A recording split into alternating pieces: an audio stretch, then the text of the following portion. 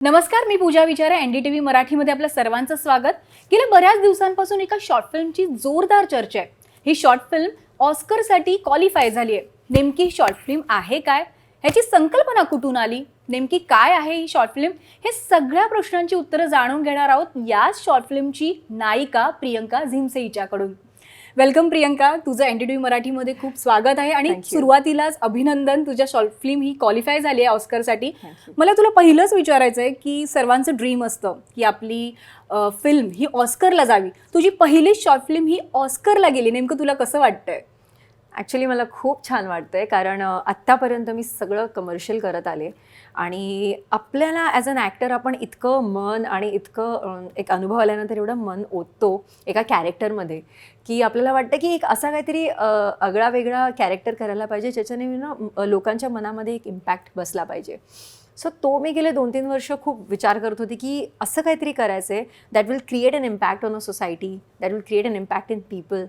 आणि I am so grateful की म्हणजे देवासारखं हे कॅरेक्टर आलं. I am very grateful to carry on films. I am very grateful to my director Shivani Mehra. आणि खूप मजा आली आम्हाला. 2 वर्ष झाले हे करून. मी आतुरतेने वाट पाहत होती या फिल्मची आणि खूप कॅल्क्युलेटेड होती मी बाकी प्रोजेक्ट्स घेताना, कारण की मला माहिती होतं की काहीतरी येते आणि आय एम शुअर लोकांना आवडेल. कारण की कधी न केलेला असा अभिनय आहे, कधी न केलेलं असं एक कॅरेक्टर मी त्यात प्ले केलं आहे आणि खूप चॅलेंजिंग होतं. माझं कॅरेक्टर एक अंजू नावाचं आईचं कॅरेक्टर आहे. आणि सगळ्यात मोठी गोष्ट म्हणजे जेव्हा ते आलं मला आणि मी जेव्हा स्क्रिप्ट वाचली तर मला असं वाटलं की ओके, आई पहिल्याच शॉर्ट फिल्ममध्ये जर मी प्ले करते तर आय डोंट नो हे कसं असेल, कारण की मी नुकताच एक OTTची सिरीज केलेली. तेव्हा मी म्हटलं करायला पाहिजे, नाही करायला पाहिजे. But then you know when you have a great team, you just close your eyes and you just go for it. आणि मी तेच केलं. मी माझ्या टीमवर ट्रस्ट केलं.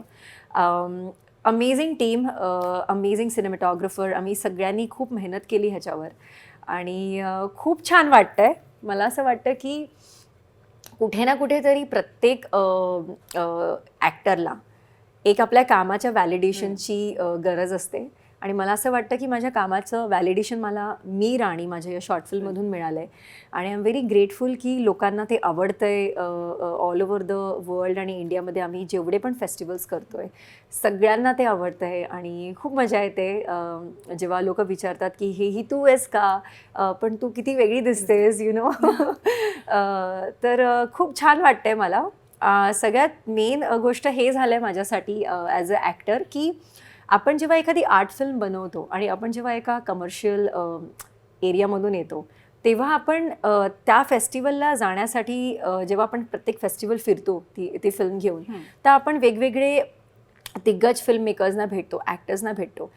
ते सगळे खूप च्या वर्ल्डमधले आलेले असतात. तर त्यांच्याकडून जेव्हा आपल्याला एक असं त्यांचे ओपिनियन्स किंवा त्यांचे विचार किंवा त्यांना काय वाटलं या फिल्मबद्दल ते जेव्हा मिळतं ना, त्याच्यापेक्षा जास्ती मोठं व्हॅलिडेशन मला काहीच नव्हतं.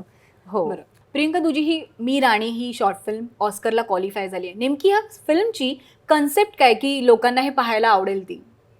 सो मी राणी ही खूपच सुंदर अशी कथा आहे. अंजू नावाची एक आई आहे, तिचं कॅरेक्टर मी प्ले करते आणि मला एक छोटीशी अशी 9 वर्षाची मुलगी आहे जिचं नाव राणी आहे, जिथून आपल्या फिल्मचं नाव येतं मी राणी.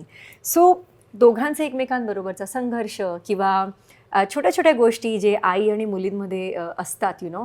खूप खूप म्हणजे एका अशा परिस्थितीमधून आलेली आहे अंजू. खूप गरीब परिस्थितीमधून आली आहे. ती वाईमधल्या गावात राहते.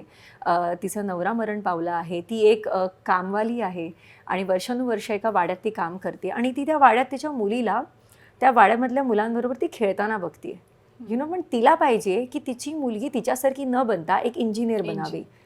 सो त्या मुलीला शिकवणं, तिला घडवणं, त्याच्या मागचा संघर्ष काय आहे ती ही कथा आहे. आणि सगळ्यात वैशिष्ट्य म्हणजे ही सगळ्यांसाठी फिल्म आहे. लहान मुलांसाठी, फॅमिलीसाठी, सगळ्यांना एन्जॉय करण्यासारखी फिल्म आहे. आणि ह्याच्यामधला मेन मुद्दा आहे की विमेन एम्पॉवरमेंट. आपल्या सगळ्यांना माहिती आहे की भारतामध्ये अनेक अशा स्त्रिया आहेत ज्यांना एज्युकेशन, शिक्षण नाही मिळत. सो आम्ही तेच दाखवायचा प्रयत्न करतोय की गावामध्ये राहूनसुद्धा तुम्ही किती इम्पॉर्टंट आहे आपल्या मुलाचं एक भविष्य घडवण्यामध्ये, त्यांच्या आवडीनिवडींमध्ये. पण त्याचबरोबर ह्याच्यामध्ये कशी मजेशीर गोष्ट आहे या फिल्ममध्ये की मुलं सुद्धा किती आजकाल डेव्हलप्ड आहेत. एक 9 वर्षाची मुलगी हे समजते की माझ्या आईची परिस्थिती नाही आहे कसली, तर आईला एक कॅरम घेऊन द्यायचा आहे मुलीसाठी, का तर तिलाही जाणीव नको व्हायला की आपल्याकडे पैसे नाही आहेत, तुझा बड्डे येतोय. पण त्या रिटर्नमध्ये ती कसा एक तोडगा काढते आपल्या आईसाठी आणि कसं आपल्या आईला सरप्राईज करते. सो ही खूप मजेशीर आणि खूप अशी म्हणजे इमोशनल स्टोरी आहे. Towards the end of the film खूप इमोशनल होतं, थोडं हेवी फिल्म आहे, पण खूपच सुंदर आहे. म्हणजे मला अंजू हे प्ले करणं मला असं वाटलं की हे म्हणजे देवासारखं आलं आहे. आणि जेव्हा माझ्याकडे ही स्क्रिप्ट आली की हे असं असं कॅरेक्टर आहे आणि तू मराठी आहेस, तर प्लीज तू आम्हाला असं वाटते तू फिट होतेस, तर मला असं वाटलं की मी हे आईचं कॅरेक्टर कसं करू शकते, की मी स्वतः एक आई नाही आहे, तर मी कसं करू शकते. तर जेव्हा मी घरी गेली तर तेव्हा मी 2 विचार केले की माझी आई बेंच ऑफ मॅजिस्ट्रेटवर आहे आणि ती रात्रंदिवस मुलांसाठी मुलींसाठी त्यांच्या शिक्षणासाठी त्यांच्या संरक्षणासाठी एवढी मेहनत करते. सो बोलण्याचं तात्पर्य हे की you don't have to be a biological mother to a child. So तो थॉट मी घेतला आणि मी म्हटलं जर मला ही हे कॅरेक्टर जर मला प्ले करायचं आहे, so the only way I can do it with whole heartedness is to think of my mother, how she is doing, where the kids are not her kids. So ते तिथून आलं आणि मग पुढची स्टोरी ग्रेट. आमची team सुंदर आमचं सगळं झालं. मजेशीर डायलॉग्स लिहिलेत इंद्रनीलने. इंद्रनील चव्हाण अतिशय अमेझिंग रायटर आहे. त्याने खूप सुंदर मराठी डायलॉग लिहिले. एक पंचेस आहेत त्याच्यामध्ये, त्यांचे छोटे छोटे असे नुसके आपण बोलतो ना की त्यांची मज्जा, त्यांचं रडणं, त्यांचं रुसणं, हे सगळं छान पद्धतीने लिहिलं आहे. आणि कॅरी ऑन फिल्मनेही प्रोड्यूस केले, शिवानी मेहराने लिहिले आणि डिरेक्ट केले. तरुण सिनेमॅटोग्राफर आहे. तर अशी खूप छान टीम आम्ही जुळून आलो आणि खूप मजा आली हे करायला. प्रियंका, कोणतीही मूवी किंवा फिल्म जेव्हा ऑस्करला जाते तर बऱ्याच फिल्म फेस्टिवलमध्ये ती दाखवतात. हो. तू असं कोणते फिल्म फेस्टिवल आता अटेंड केले आहेस आणि तुझा अनुभव कसा होता नेमका?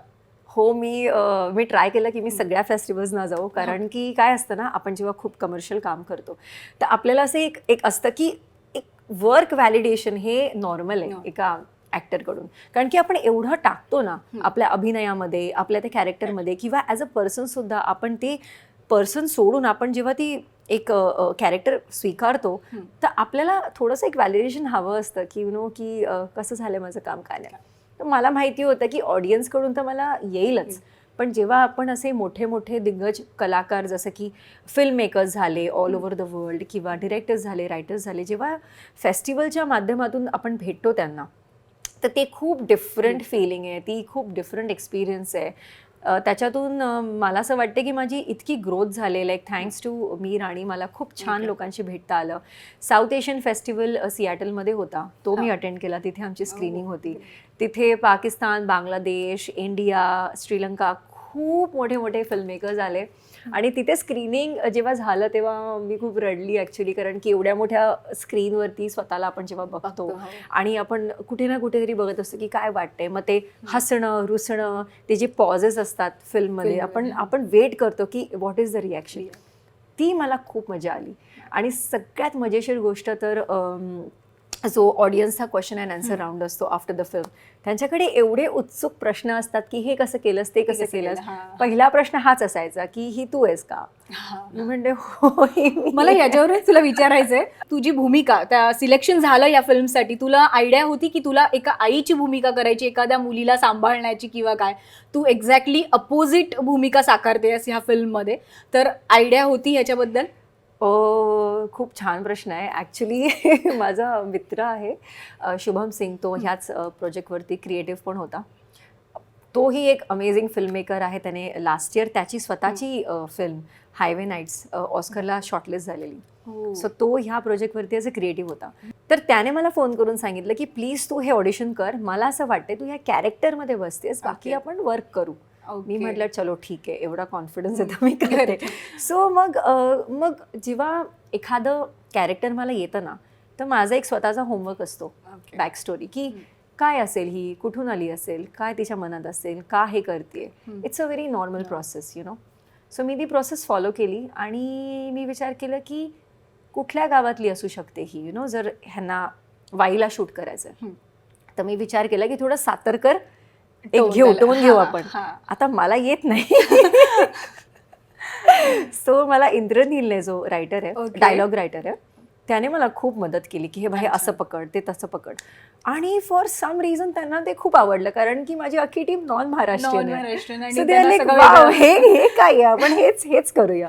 मी म्हटलं ओके, लेट्स डू दिस. आणि जेव्हा ते आलं ना, तर मग ते असं वाटलं की आता आलंय तर हे करायचं. मग ते आईचं कॅरेक्टर असो, बहिणीचं कॅरेक्टर असो, कसंही असो, कसंही. त्याला आपण मन टाकून करायचं. आणि आय थिंक मी तेच करण्याचा प्रयत्न केलाय. Okay. अँड आय होप मी असंच खूप काय काय करत ती राहीन. सातारची टोन हे करण्यामध्ये हा. काय चॅलेंजेस होते, म्हणजे काय त्याच्या मागे तू शिकलीस आणि कसं काय जमलं? थँक्स. जेव्हा मला असा एक चॅलेंजिंग कॅरेक्टर येतो, तेव्हा मला खूप असं क्युरॉसिटी असते की हात, कपडे किंवा त्याचं उठणं बसणं, त्याचे हावभाव, त्याचं हे. तर मग आम्ही 1 दिवसाआधीच वाईला पोचलेलो. तर आम्हाला माहिती होतं की आम्ही या वाड्यात काम करतोय.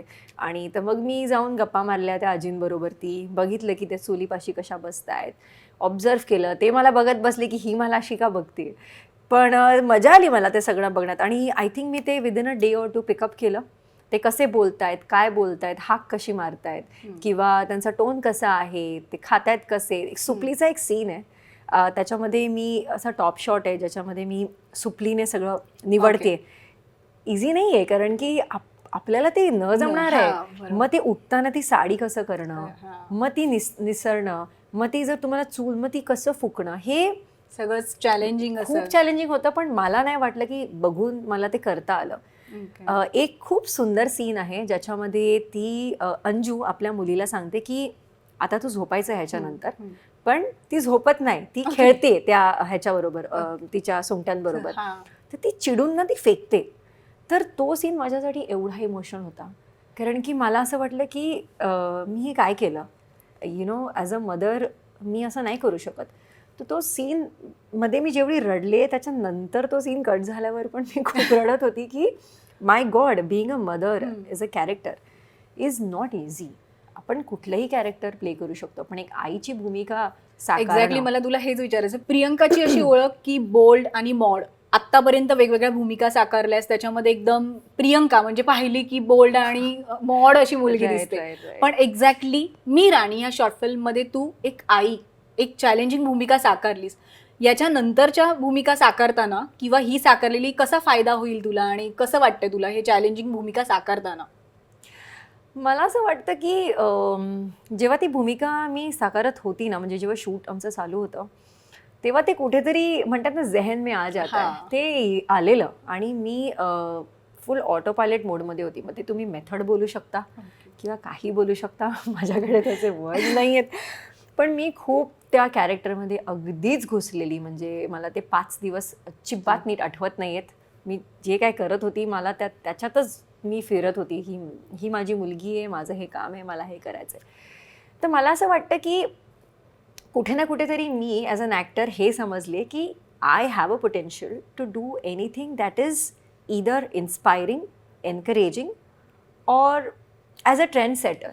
सो मला असं वाटते की एखाद्या सोसायटल जो एक नॉर्म्स असतात किंवा एक स्टिरिओटिपिकल एक एक असतं की हे असंच असतं किंवा ते तसं असतं. मला असं वाटतं की ते मला ब्रेक करण्यासारखे जे कॅरेक्टर्स असतात ना, ते मला खूप करायला आवडेल.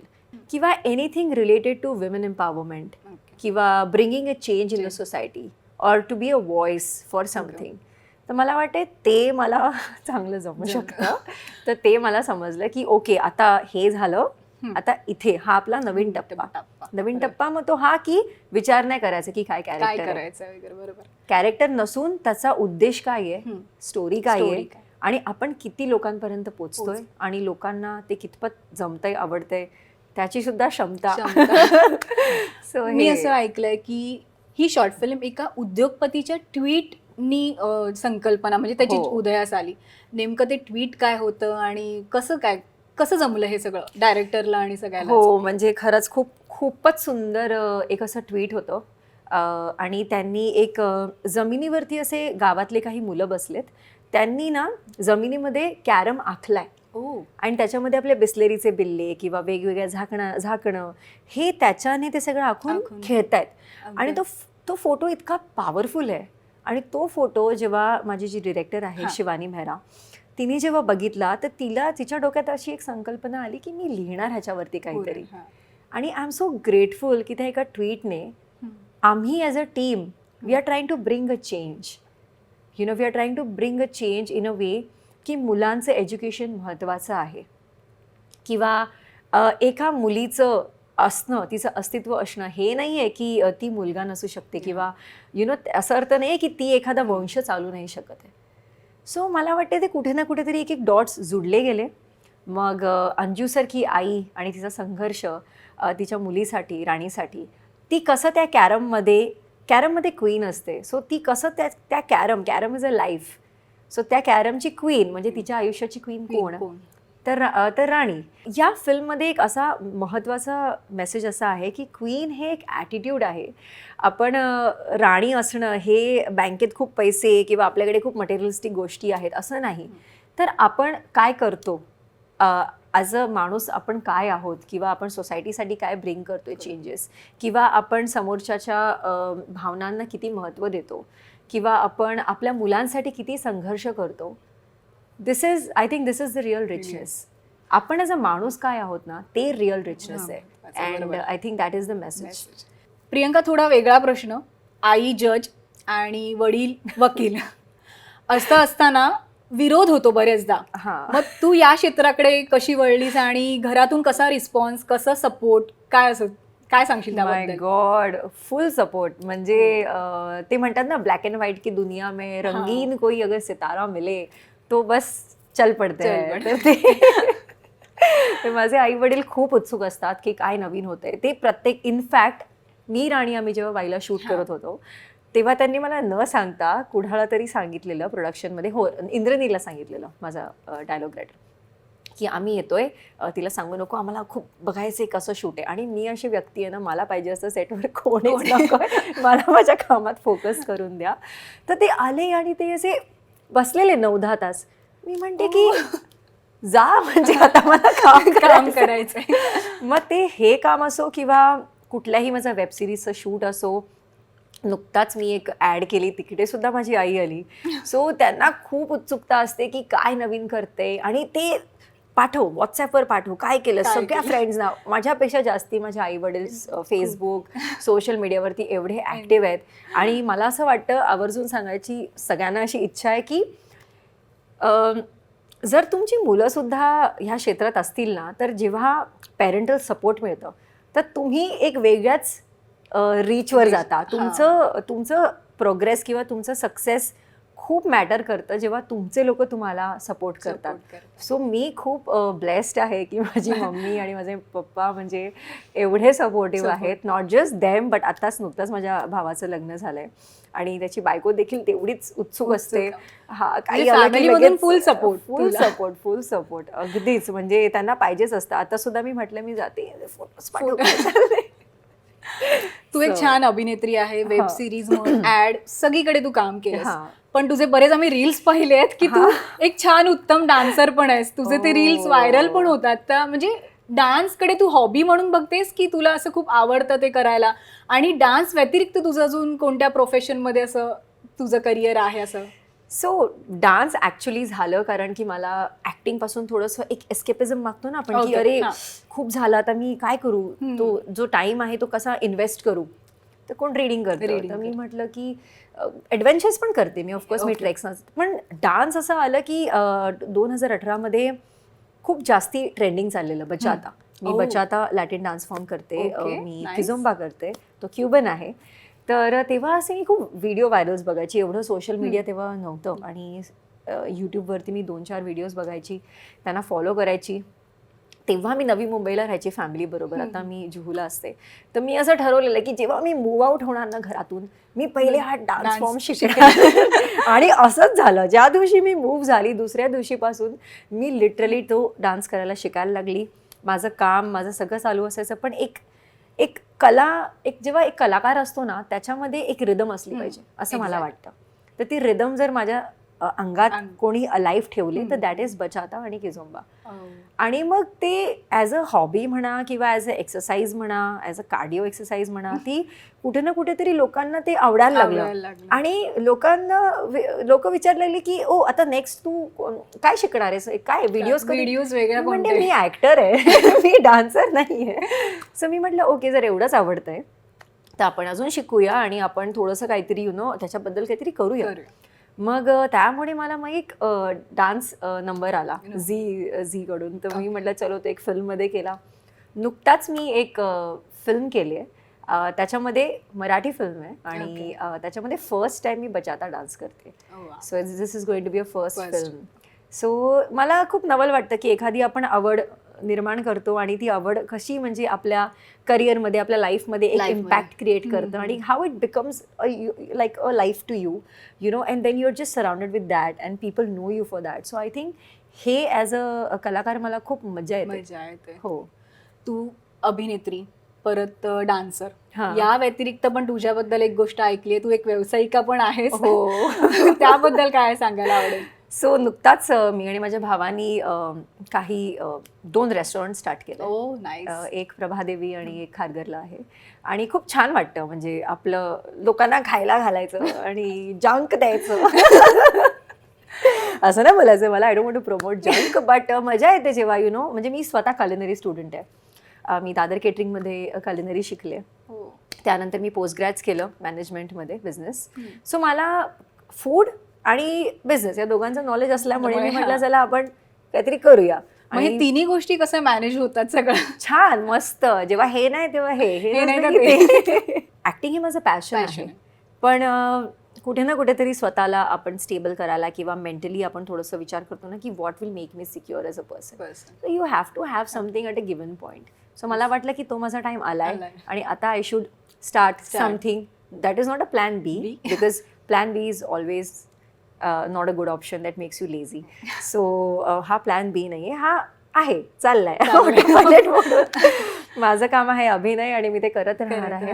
आणि मला असं वाटतंय की खूप पॉझिटिव्हली वाटतंय की असंच काहीतरी जर कॅरेक्टर्स मी प्ले करत राहिली तर खूप काही काही चेंजेस आपण सोसायटीमध्ये पण करू शकतो. तरी ही होती प्रियंका, जिची शॉर्ट फिल्म मी राणी ही ऑस्करसाठी क्वालिफाय झाली आहे. थँक्यू सो मच प्रियंका, तू आज NDTV मराठीच्या ऑफिसमध्ये आलीस आणि मनमोकळ्यापणाने ज्या गप्पा मारल्यासाठी खूप खूप धन्यवाद. आणि तुझ्या शॉर्ट फिल्मसाठी आणि पुढच्या करिअरसाठी ऑल द बेस्ट. थँक्यू. मला आवर्जून बोलायची खूप इच्छा आहे की थँक्यू सो मच NDTV की मला तुम्ही इथे बोलवलं. आणि खूप मोठी गोष्ट आहे माझ्यासाठी, खूप मानाची गोष्ट आहे की तुम्ही हे आयडेंटिफाय केलं की आपली मराठी एक शॉर्ट फिल्म आहे, ती चालली आहे कुठेतरी. तर त्याच्यासाठी मी खूप खूप खूप थँक्यू बोलते. Thank you so much.